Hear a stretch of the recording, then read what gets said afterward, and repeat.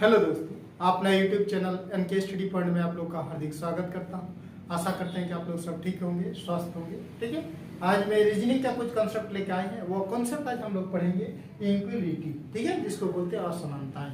ठीक है, असमानताएं है क्या है इक्वलिटी। इसमें भी कथन और निष्कर्ष दिया हुआ रहता है। उसमें हम लोग कथन से रिलेटेड जो निष्कर्ष सही हो रहा है उसको देखना है। ठीक है, तो देखिए इसके लिए ये सब पढ़ने से कथन करने से पहले कुछ टॉपिक है, उस टॉपिक को समझना होगा। जैसे ये वाला चीज आप लोग देखेंगे, ये चीज। ठीक है, तो इधर इसका मतलब क्या है, जिधर खुला रहता है उधर बड़ा इंडिकेट करता है। ठीक है, लेकिन ये चीज होता है क्या, ये चीज एक चीज होता है, जिधर खुला हो तो बड़ा है ये। लेकिन और एक चीज जो दिया हो, इसका मतलब इसका नाम है बड़ा या बराबर, बड़ा या बराबर। और एक रहता है ये, इसको छोटा बोलते हैं। और एक होता है ये, यानी छोटा और बराबर, छोटा भी है और बराबर भी है, दोनों तरफ से उसको लिख सकते हैं। और एक चीज होता है ये, जिसको बराबर। ठीक है, तो 1 2 3 4 5 चीजें इसमें जानने की जरूरत है। जिधर मुंह खुला रहता है उसको बड़ा, जिधर मुंह बंद, ये मुंह खुला तो बड़ा, बंद है वो छोटा। यार ये चीज होता है, इससे बड़ा भी है और छोटा भी है। इधर है छोटा, अब इसका छोटा और बराबर, और इसका नाम बराबर। ठीक है, बस इस चिन्ह का प्रयोग करके हम लोग को इसमें जो निष्कर्ष है, इस कथन में जो कथन को देखते हुए हमको इसका जवाब देना है। तो एक तो यह है कि हम लोग उसको बैठा के भी देख सकते हैं।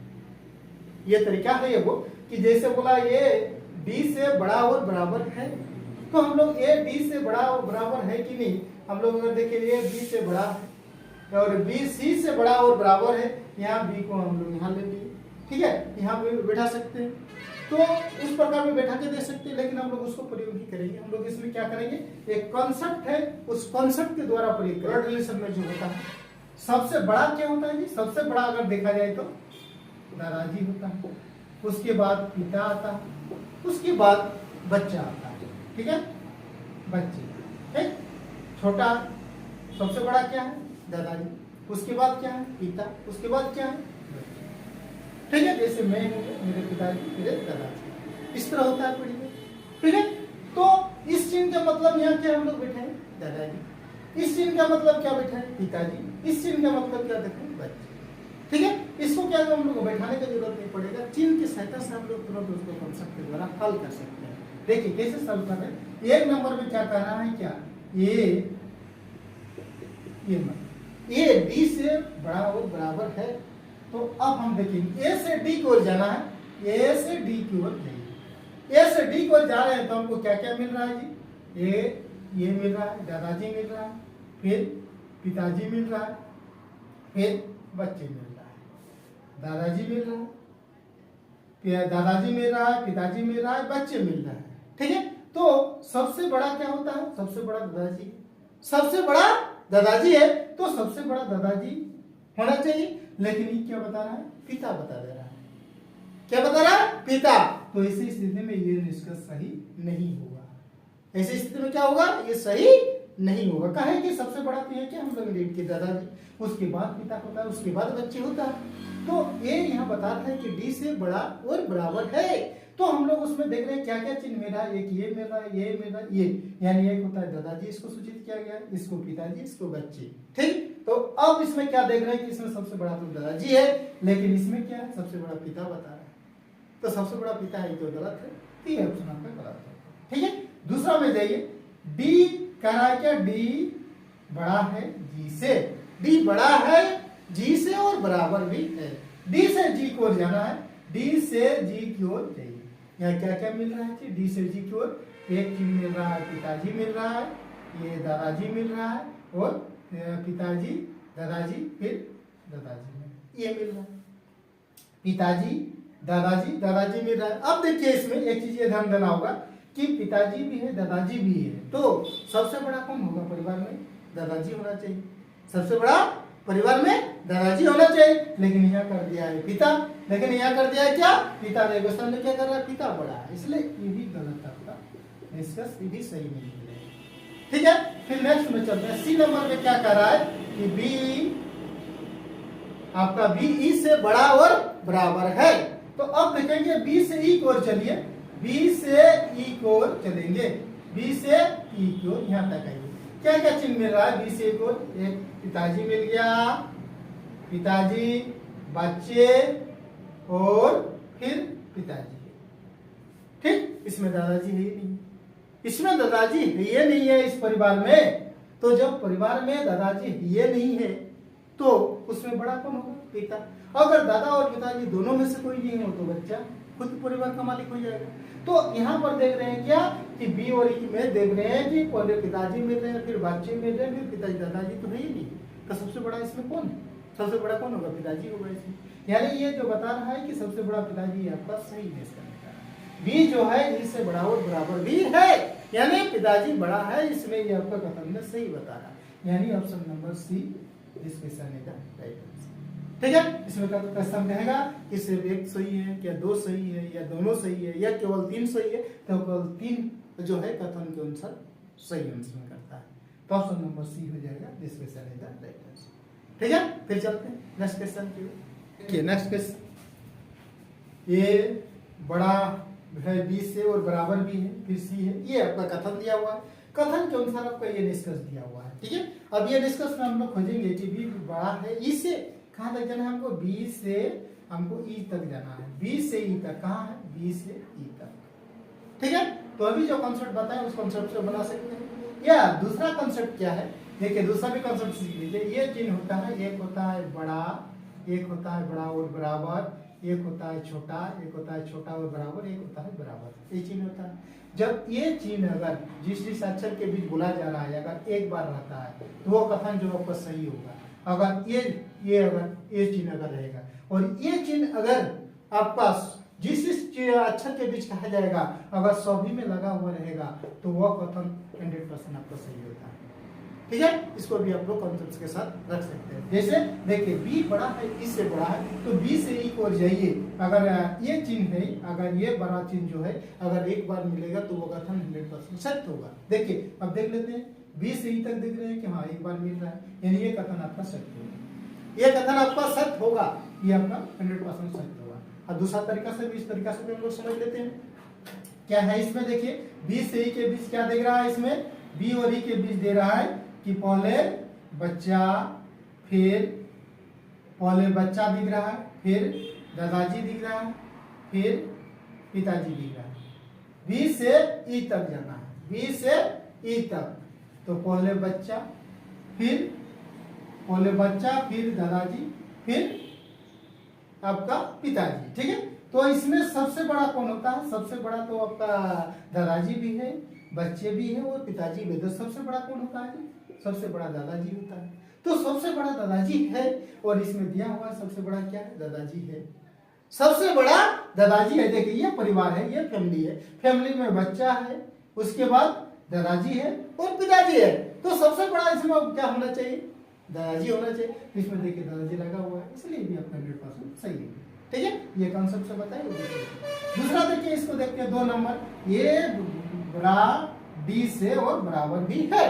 तो जब ये चिन्ह मिलता है तो उसको एक बार होना चाहिए। जिस अक्षर के बीच बोला जा रहा है अगर एक बार ये चिन्ह लगा होता है तो अधिकतर वो सही होता है इसका। ठीक है, तो हम लोग देखेंगे ए से डी के बीच एक बार लगा हुआ है कि हाँ एक बार लगा हुआ है। ए से लेकर डी तक देखिए, ए से लेकर डी तक आपका एक बार लगा होना चाहिए। एक से लेकर डी तक, ए से डी तक हम लोग एक बार लगा हुआ है, यानी ये आपका निष्कर्ष सही होगा। दूसरा तरीका देखिए, दूसरा तरीका क्या अपनाएंगे हम लोग? देखिए ए से डी के बीच देखिए क्या चिन्ह लगा हुआ है परिवार में? पहले पिता है, फिर बच्चे हैं, फिर दादाजी। देखिए इसमें भी दादाजी भी है, बच्चे भी है और पिता भी है। तो सबसे बड़ा क्या होना चाहिए? सबसे बड़ा दादाजी होना चाहिए। सबसे बड़ा दादाजी होता है, सबसे बड़ा दादाजी होता है। लेकिन इसमें बता रहा है कि सबसे बड़ा जो है इसमें क्या है? सबसे बड़ा जो है इसमें बता रहा है आपका पिताजी बता रहा है। सबसे बड़ा क्या बता रहा है? पिताजी। लेकिन इसमें सबसे बड़ा दादाजी होना चाहिए। तो ये भी कॉन्सेप्ट जो बताइए इसमें क्या है कि ये चिन्ह अगर होना चाहिए तो सभी में ये चिन्ह लगा होना चाहिए, और ये चिन्ह अगर होगा, ये बड़ा वाला चिन्ह होता है सिर्फ एक में लगा हुआ रहेगा, और ये कम से कम 2 में लगा होना चाहिए। ये चिन्ह वाला कम से कम 2 जगह लगा होना चाहिए। तो देखिए एक जगह ये से डी के बीच और जगह नहीं है, जिसके कारण ये आपका निष्कर्ष सही नहीं होगा। या ये तरीका जो ये आपका 100% सही होगा। दूसरा तरीका देखिए, सी बड़ा है एफ से, सी बड़ा है एफ से, देखिए सी लगा हुआ है, सी से एफ तक जाइए, सी से लेकर एफ तक। अगर एक बार लगा हुआ है ये चिन्ह तो 100% सही होगा।